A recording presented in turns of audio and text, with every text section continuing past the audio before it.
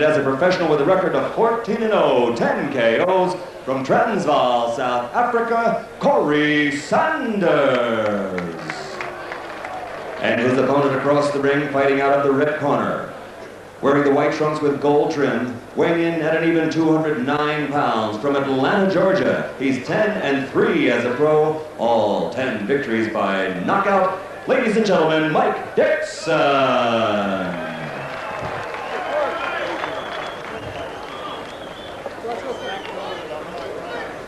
All right, Jeremy, you got your instructions in the dressing rooms. I want a good, clean fight. I want you to obey my commands at all times. Have any questions?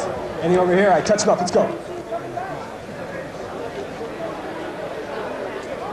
You may have seen on the back of Dixon's head, it is inscribed in his hair, the Duke. That is a look at the heavyweight champion of South Africa, Corrie Sanders, 14-0, 10 by knockouts, and each fight Dixon has won has been a knockout. The scheduled 8-round fight.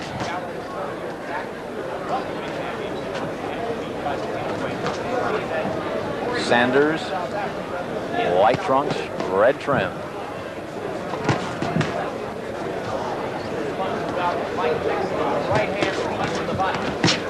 Good left, just above the belt by Sanders.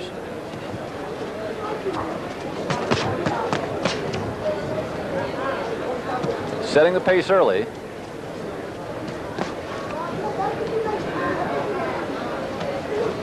This is a little more than a tune-up fight for Sanders. Dixon better, we're told, than the average tune-up fighter. Sanders does not know much about Mike Dixon. They say he is a youngster who we really don't know much about.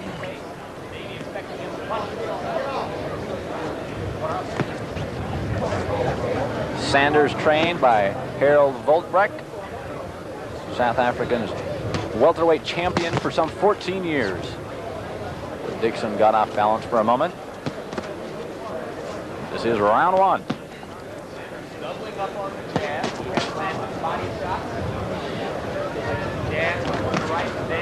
Dixon lunges and comes up empty.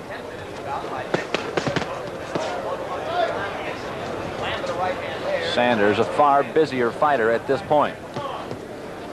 He is trying to leave the South African fight scene to prepare for possible bouts against a Riddick Bowe or a Larry Holmes type contender. Weighed in at 219. He prefers to be around 213 to 214, however. Swings for the fences with the left.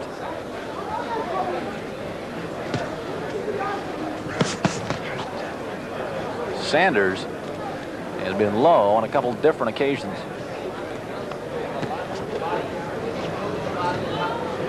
Dixon appears to be in pretty good shape, but he doesn't appear to be very quick either.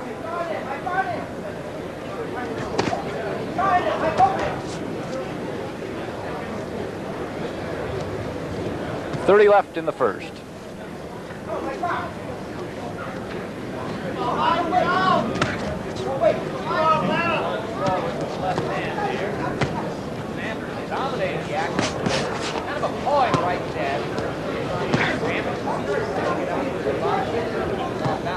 Dixon is a very plodding fighter, and again Sanders delivers south of the border.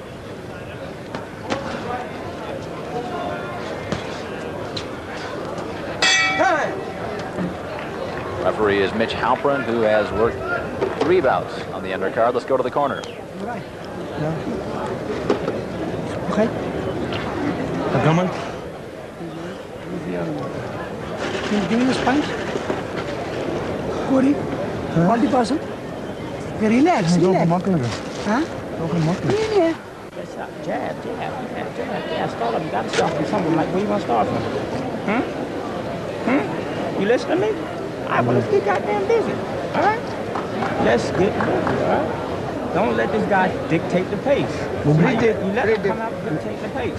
When you get his back to the rope on the other side, right here. All right. When you get his back to the rope on the other side, you can't see the shot coming. Son, in the back. Let him dictate the pace. Stop letting him. Stay there. Don't They're telling Dixon in his corner, just keep jabbing, just keep jabbing.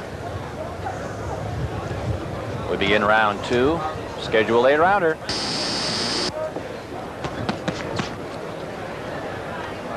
Sanders, true southpaw, and of course this always gives fighters problems. They have problems countering southpaws. It's very awkward, as it is in many sports.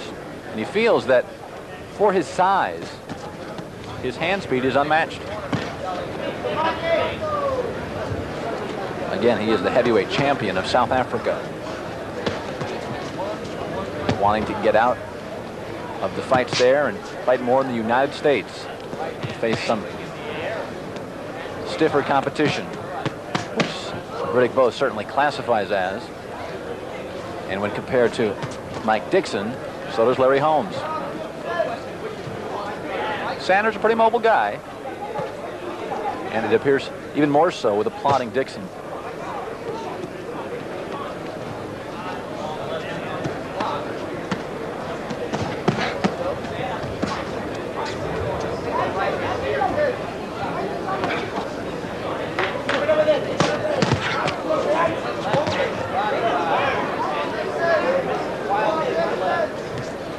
Almost halfway through the second.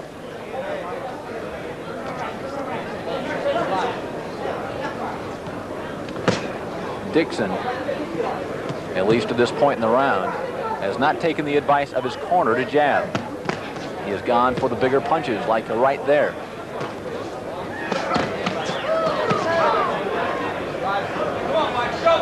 Sanders doubling up on the left.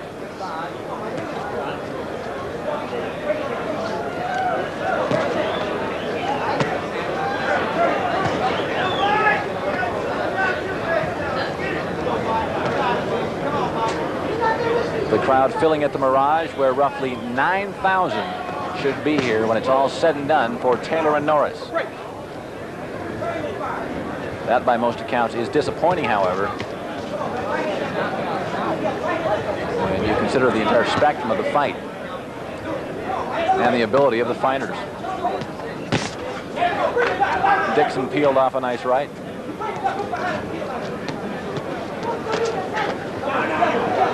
Sloppy left miss. Low by Sanders, and followed up with the right. And he has worked the body pretty well to this point.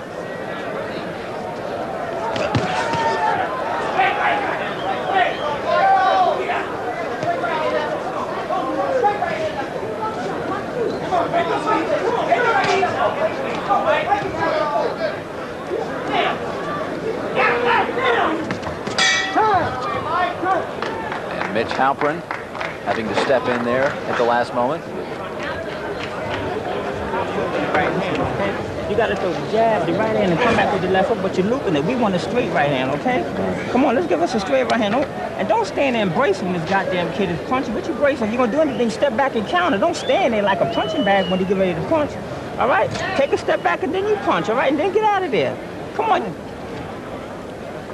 Skip your jab, Corey. Skip your jab. Maar as jy skiet, jy wag net te lank met jou linker. Jy skiet die jab, jy gooi 'n 1-2. Pop pop. Vinnig met jou 1-2, okay? Third round.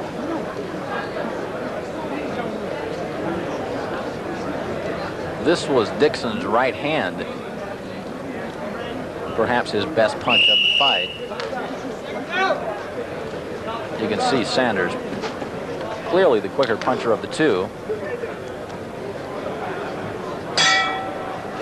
As we begin round 3 from the Mirage in Las Vegas, Nevada. Dixon from the hometown of current heavyweight champ Evander Holyfield. He's a stablemate, in fact, of Melbert Taylor, tonight's headliner, along with Terry Norris.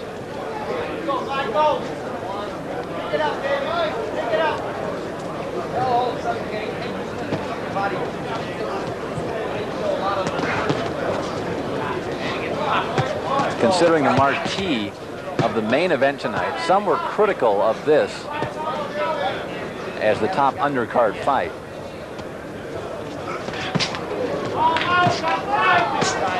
Few boxing fans, casual variety, know much about Sanders or Dixon. That's about the only criticism you'll hear of the Norris-Taylor card tonight.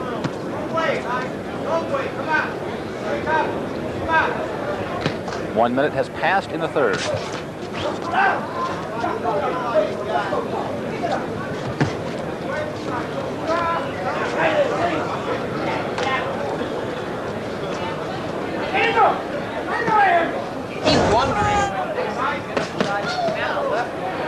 Still no jabbing from Dixon.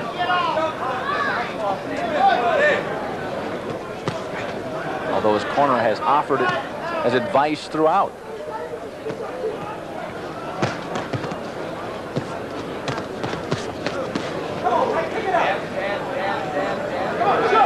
Jab after jab by Sanders to the head of Dixon.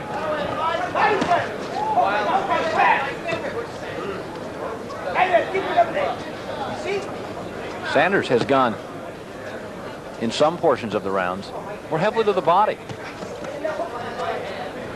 Dixon peering through the top rope. And it's not a strange sight to see Dixon with the home run swings. He has won each of his fights by knockout. 10-3 his record. Sanders with a win would move to 15-0. Nice left hand, and down goes Dixon. 4, 5, 6, 7, 8. Okay, continue.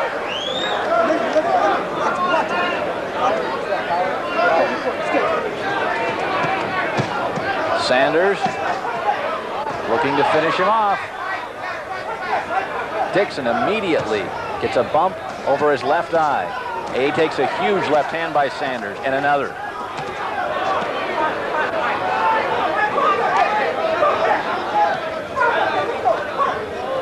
And he's bleeding from the nose. That was some punch, and that's the end of the round.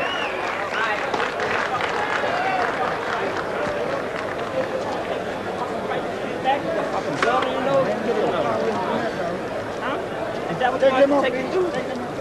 Is that what you want to take to this fucking guy to fight back? We're right over here, all right? Breathe through your mouth. Come on.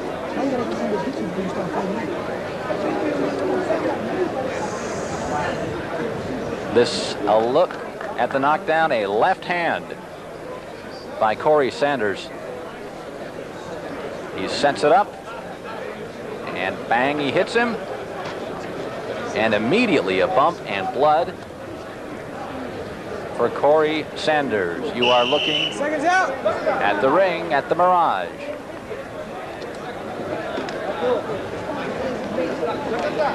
Corrie Sanders comes in a heavy favorite, and his hand speed has been the difference. Applauding Dixon has been in trouble only once, but it was a quick spurt, a big left and a very quick left by Sanders that did him in. It came toward the later portions of the round for Dixon, and he was able to stay alive. Another nice left by Sanders.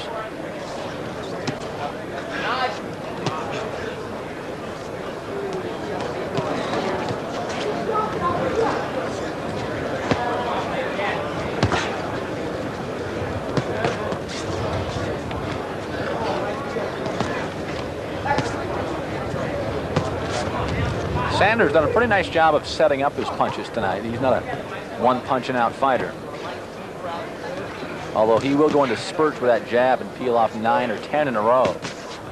But they're a nice combination, and he moves out. The trainers love to see. Little under 2 minutes left, scoring and moving away by Sanders, who has the only knockdown of the fight. Good left hand. It may have sounded worse than it actually was.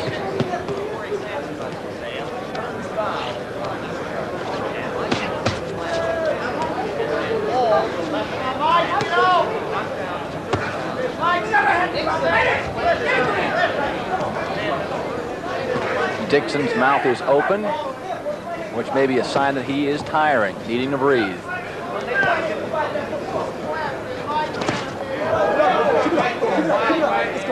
The temperatures will certainly not aid any fighter who is out of condition tonight. And again, we're not intimating that either is. But Dixon looks to be in pretty good shape.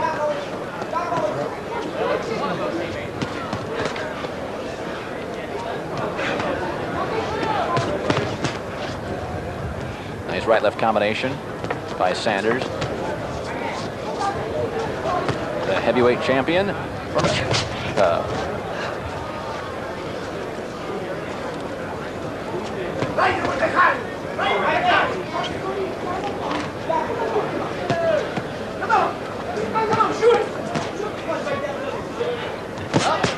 The crowd has filled up dramatically in the last 20 to 30 minutes, and I imagine a lot of fight fans. Ooh, nice uppercut by Dixon. And Sanders follows with the left of his own. I imagine fans did not want to sit in the hot sun any longer than they had to. That was the best punch of the fight for Dixon.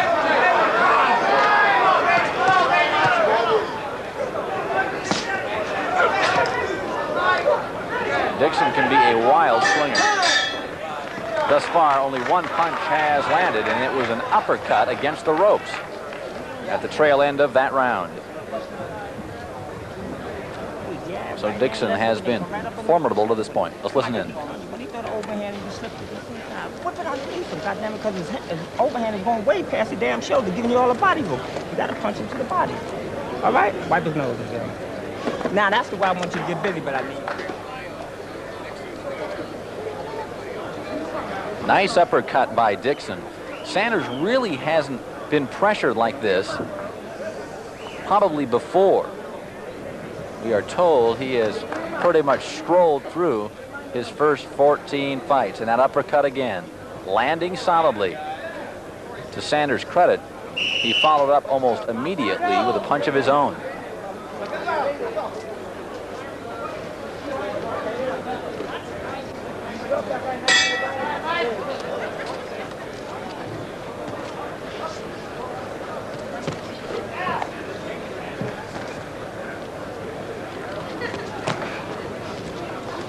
Scheduled 8-round heavyweight fight. I think Dixon actually has looked better since the knockout. There is blood on the trunks of both fighters. Nice left by Dixon, but it is coming via Mike's nose.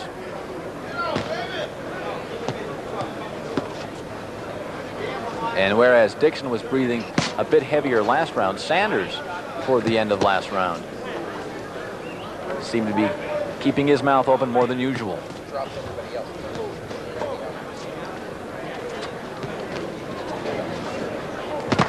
Nice right hand by Dixon. Sanders was not stunned, but it landed squarely.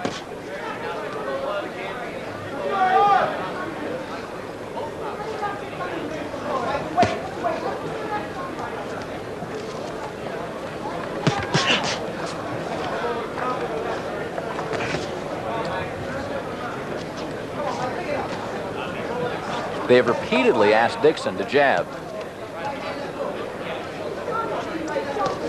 And with few exceptions, he has really not done so at all. And again, he's bleeding a little heavier this time from the nose and possibly from the mouth. That may be blood that has just dripped down from his nose.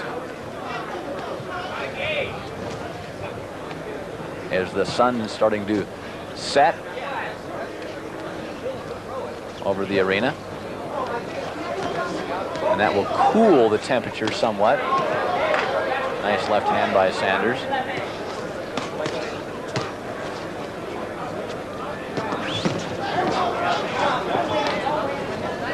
Dixon doing some lunging. Right hand to the chest. Right hand to the chest. Dixon's corner telling him, move right into the chest. Not to work around. Forget the hooks. Give us straight punches.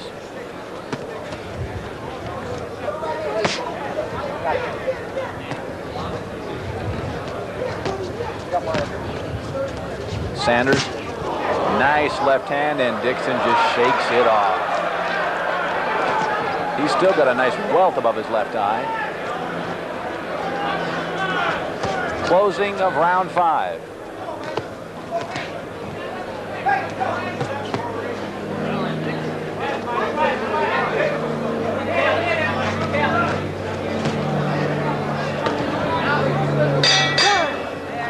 As inartistic as he is, Mike Dixon continues to be a threat because of the possibility of the big punch. Get them off, please. I got it. Just stop getting fucking killed. Suck it up. Breathe to your mouth. He's getting dog tired too. Never mind your nose. Breathe to your mouth. Don't worry about your You nose. got to stop doing it. You got to stop looking into it. Breathe to your mouth. I got it. Now what you doing, Mike? Try you in short form. Don't panic. Take a deep breath and let it out slow. Wanneer je opmaakt, hou hem dop. Wanneer je opmaakt, dan schiet je straight leg. Wanneer je opmaakt.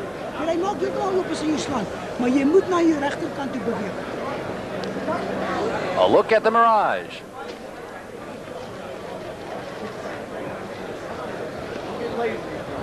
Where, as we mentioned earlier, sales were a bit off for this fight. 2 press conferences canceled because of the violence in Los Angeles. One was moved to Las Vegas earlier this week. So they have strained for publicity around the country and in Las Vegas.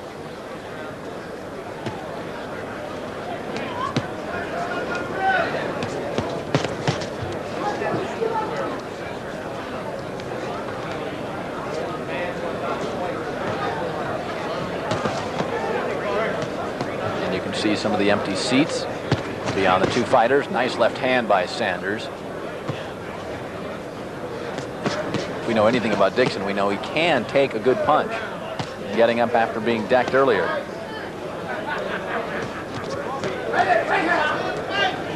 Undefeated Corrie Sanders in the white trunks with the red trim has worked the body more extensively than Dixon, scoring more as well. Dixon is considered a move up as far as opponents go, a better puncher than anyone Sanders has ever faced.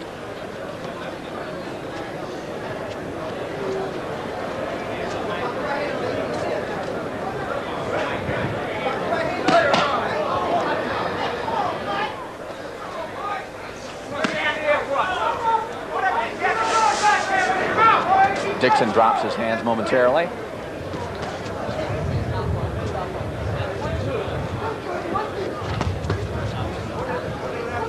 For the most part, these 2 have stayed around the center of the ring.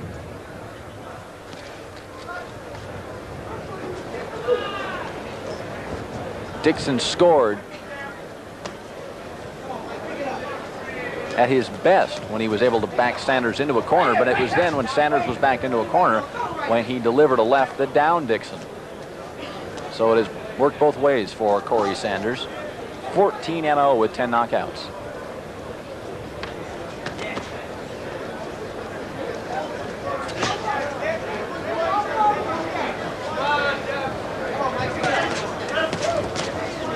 And there's the repetitive jabs by Sanders. He used earlier in the 2nd and 3rd more so than later rounds. Thanks very much, guys. Have a good night. Check.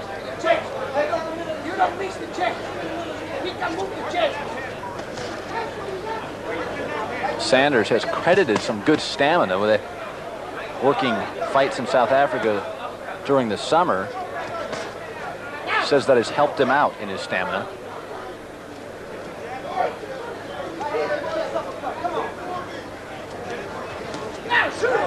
This, I would imagine, a bit drier heat. Las Vegas not known for its humidity. The scheduled 8-rounder drawing closer to its close, and you heard some cheering in the background as some of these celebrities are filing in. George Foreman made his way through the crowd. We are through 6.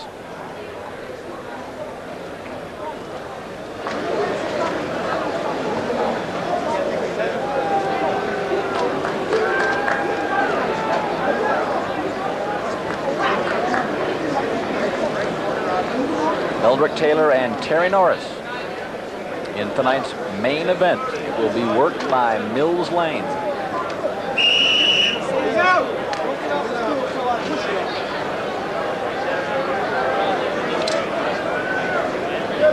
Corrie Sanders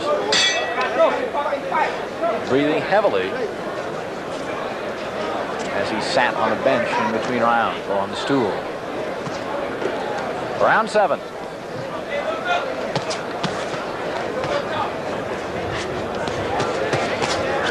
Mike Dixon, knowing full well at this point he is behind, hoping a haymaker lands. And they have on 10 separate occasions in his career. On the majority of his fights in Atlanta, where he trains.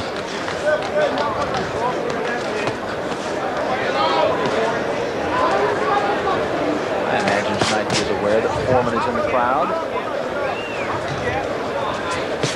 Sanders may well.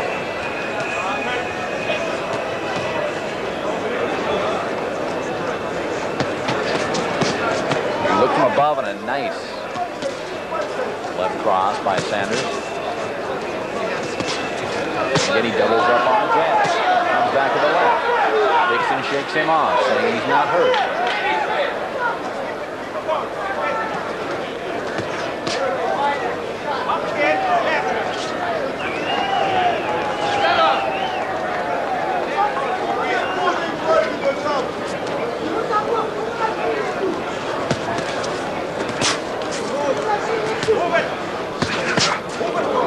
Look low.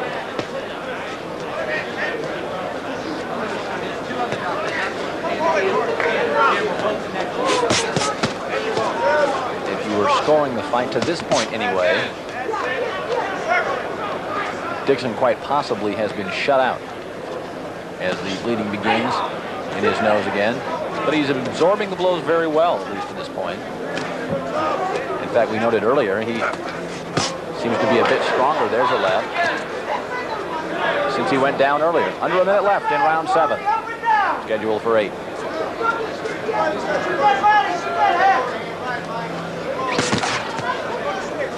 Sanders, a young fighter that has a lot to work on. His strength not his punching power. He believes his hand speed for his weight is unmatched. And he usually likes to fight around 213, 214. Dixon ducking and taking a big left. And crouching down, he was hurt. And is. 15 seconds left in the round. And Dixon will try to wade through it, takes a bomb. And Sanders still somewhat cautious. The southpaw using his left and using it well as the round ends. Dixon, with the exception of the knockdown, absorbed more punches in that brief flurry than he had all fight.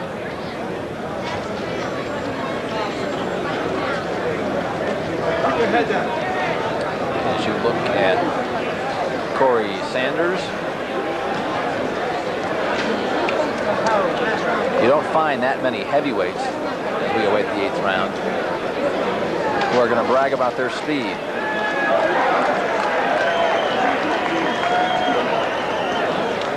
If you look at Sanders, and he has the sun directly on him, and it'll dip below the stadium here in a matter of moments, you've got to question how hot it is.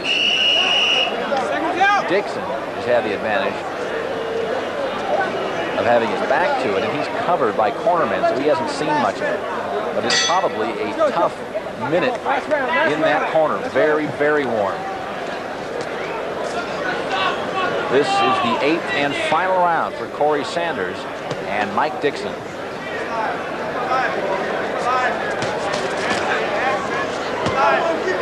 Dixon taking some big left hands at the close of that round. He answered there with a right.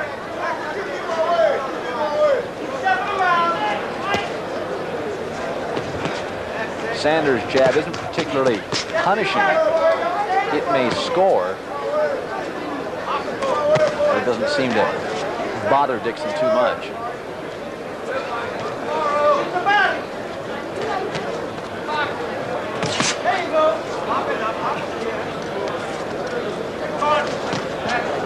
Dixon comes in seemingly without a game plan, really from the start. Sanders has been cautious at times, but more footwork, more punches, and landing the majority of the effective ones. Really Dixon's best punch came back in the 5th. It was an uppercut when Sanders was against the ropes. Sanders does a nice job of blocking himself throughout the fight.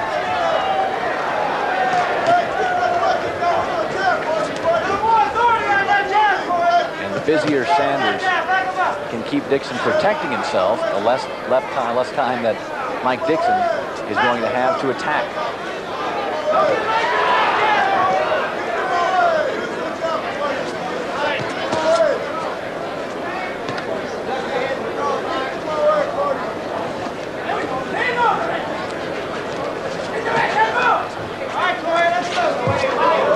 Wild right by Dixon. And that's seemingly his only chance at this point. He's had difficulty finding a round in which he has won. Referee Mitch Halpern telling guys to step it up for more punches.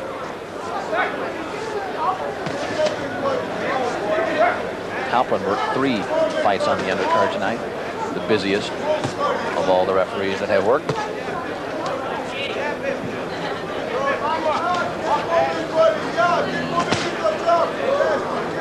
"30 seconds remaining in this 8-rounder.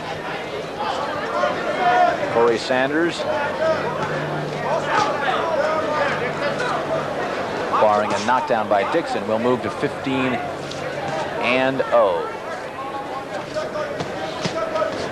Dixon has gone down once, and really has probably only landed one very punishing punch, and he shakes his head in some disgust as the fight ends, then comes over and gives Sanders a tap on the back. He bled throughout the fight and took some very good punches from that man, Corrie Sanders.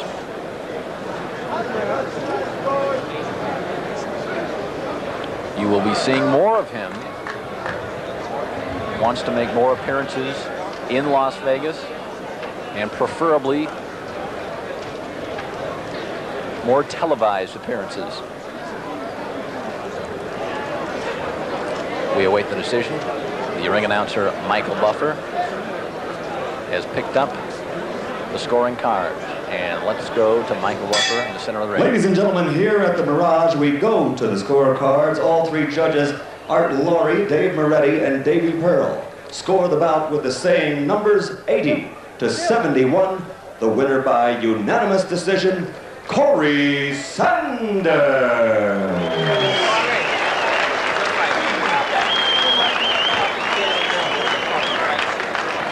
And ladies and gentlemen, a hand for Mike Dixon, if you will.